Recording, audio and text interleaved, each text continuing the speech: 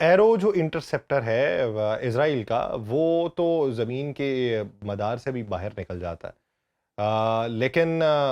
وہ اس کا استعمال نہیں ہو رہا، اور ہم نے کچھ دنوں کے اندر دیکھا ہے کہ اس کو استعمال ہی نہیں کر رہے، اور جو کم فاصلے پہ نشانہ بنانے والے ہیں، یعنی ڈیوڈ سلنگ ہے یا آئرن ڈوم ہے، اس کا استعمال کیا جا رہا ہے۔ اس سے ایک شبہ تو یہ ہے کہ شاید ان کے دور مار کرنے والے جو انٹرسیپٹرز ہیں ان کا خاتمہ ہو چکا ہے، یا وہ اتنے رہ چکے ہیں کہ ان کو ابھی ضائع نہیں کرنا چاہتے۔ پھر خطے میں جو دیگر جگہوں کے اوپر انٹرسیپٹرز نظام تھے، ہمیں وہ معلوم پڑا کہ کوریا سے انہوں نے اپنا جو انٹرسیپشن کا نظام تھا وہ اسرائیل لے گئے، اور مشرق وسطیٰ میں نئے نظام بلوائے جا رہے ہیں۔ آج پولینڈ نے یہ اعلان کیا ہے کہ وہ اپنا پیٹریاٹ جو انٹرسیپٹر سسٹم ہے اسے مڈل ایسٹ کے اندر بھیجے گا۔ تو اگر یہ اپنے اتحادیوں سے بھی وہ سارے کے سارے میزل منگوانا شروع ہو چکے ہیں، تو پھر یہ میزل بنانے میں کتنا عرصہ آگے لگے گا، اور اس کے بعد کی اسلحے کی دوڑ جو ہے وہ کتنی تیز ہوگی؟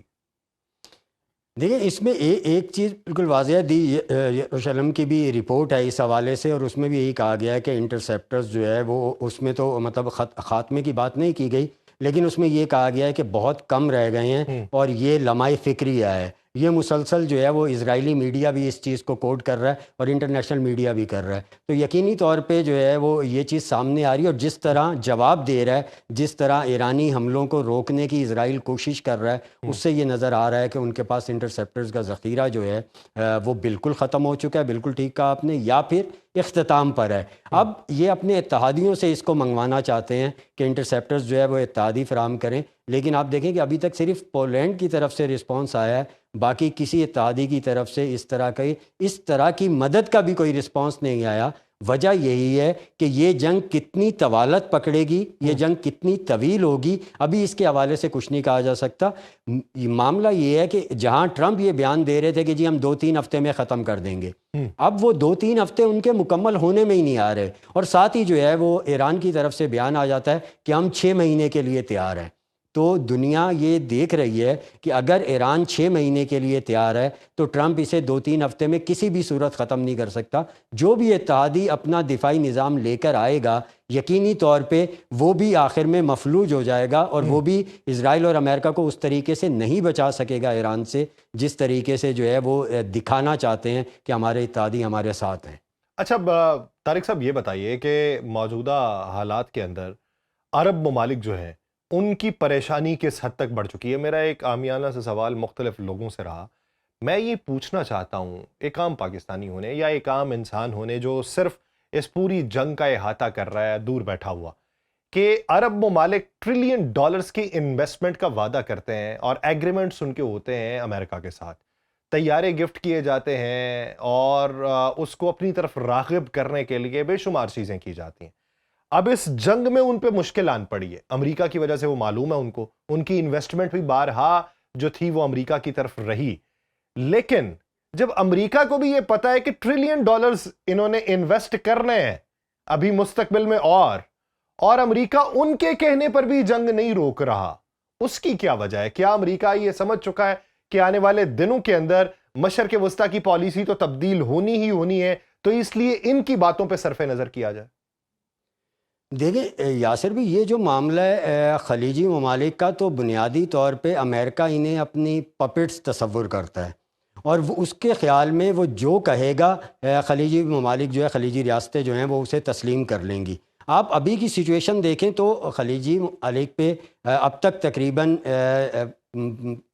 5,500 سے 6,000 کے قریب حملے ہو چکے ہیں، جس میں انفراسٹرکچر کے ساتھ ساتھ جو ان کے لاسز جو ہے وہ مختلف کوڈ کیے جا رہے ہیں وہ 25 ارب ڈالر کے قریب ہیں، جبکہ صرف قطر کی آمدن میں 20 ارب ڈالر کی کمی بتائی گئی ہے۔ تو آپ یہ دیکھیں کہ یہ تمام نقصانات یہ خلیجی ریاستیں پہلے سے برداشت کر رہی ہیں، لیکن اس کے ساتھ ایک معاملہ اور یہ آتا ہے کہ جیسے ٹرمپ نے ابھی پچھلے دنوں میں ایک بیان دیا تھا کہ جی اگر یہ جنگ خلیجی ریاستیں یہ جنگ رکوانا چاہتی ہیں تو وہ 4 ٹریلین ڈالر جو ہے وہ امریکہ کو دیں۔ اور اگر یہ جنگ جاری رکھوانا چاہتی ہیں ایران کے خاتمے تک تو $4 ٹریلین دیں، اور اگر یہ جنگ رکوانا چاہتے ہیں تو $2 ٹریلین دیں۔ اب آپ اس سے اندازہ کریں کہ وہ امریکہ جو ہے یہ تمام اخراجات انہی عرب ریاستوں سے ہی پورے کرنے کا مند ہے، اور وائٹ ہاؤس کا کل بھی بیان آیا ہے کہ جی یہ جو اخراجات جنگ پر آ رہے ہیں یہ اخراجات عرب ریاستوں سے وصول کیے جائیں گے۔ لیکن عرب ریاستوں کا اب تک کا جو تخمینہ ہے وہ تو تقریباً $172 ارب کا بین الاقوامی سطح کے اوپر لگایا جا رہا ہے کہ ان کو جو نقصان ہوا ہے یا پھر جو مستقبل قریب میں ان کو نقصان ہوگا تو مجموعی طور پہ $172 ارب ہے۔ ادھر امریکہ اس پوری جنگ کے لیے $200 ارب جو ہے اس کی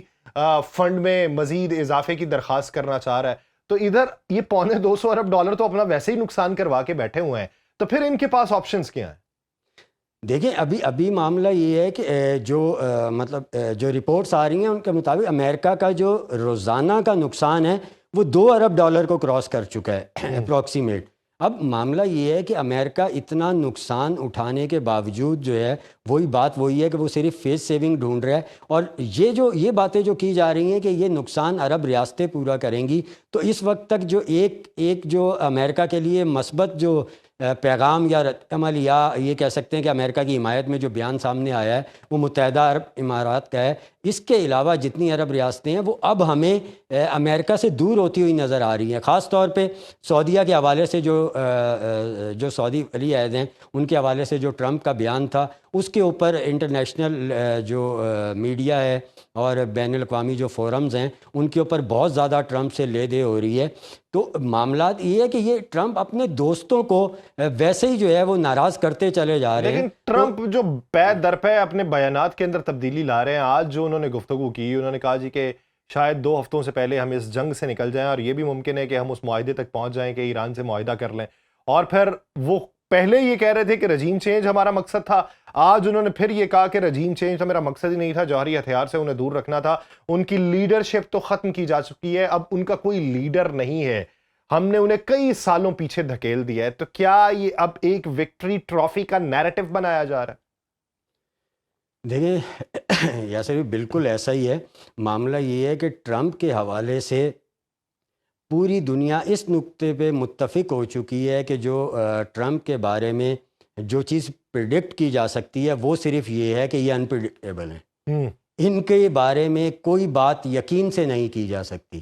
ٹرمپ صاحب جو ہیں وہ ایک دن بھی شاید بہت زیادہ وہ ایک لمحے ایک بیان دیتے ہیں اور پھر اگلے ہی لمحے جو ہے وہ اپنی ٹویٹ میں اس بیان سے مکر آتے ہیں۔ تو ٹرمپ کے حوالے سے یہ کہنا کہ وہ یہ بیان دے رہے ہیں اور اس بیان کے کچھ اثرات ہوں گے، اتنا ضرور ہوتا ہے کہ جیسے انہوں نے کہا کہ 2 ہفتے میں ختم ہو جائے گی جنگ، اور مذاکرات کا بھی دے دیا کہ جی وہ کامیابی کی طرف جا رہے ہیں۔ آپ اس کا نتیجہ دیکھیں کہ آج جو اسٹاک مارکیٹس ہیں وہ ایک دم سے جمپ کر گئیں۔ آج جو ٹرمپ نے جو ان کے بیانات سامنے آئے اس میں یہ جو جس کا بھی آپ نے ذکر کیا، انہوں نے کہا جی ہمارے مذاکرات ہو رہے ہیں، پھر انہوں نے ساتھ ہی یہ کہا کہ بہتر یہ ہے کہ ایران مذاکرات کر لے، یہ ایک ہی گفتگو کے جو ہیں وہ پوائنٹس ہیں، اور پھر ساتھ ہی یہ کہا کہ اگر مذاکرات نہیں کرتا تو ہمارے پاس اور بھی آپشنز ہیں۔ یعنی پہلا نقطہ یہ کہ ہمارے مذاکرات ہو رہے ہیں، پھر چند باتوں کے بعد یہ کہ بہتر ہے ایران مذاکرات کر لے ہم سے، اور پھر چند باتوں کے بعد یہ کہ اگر مذاکرات نہیں کرتا تو ہمارے پاس اور بھی آپشنز ہیں۔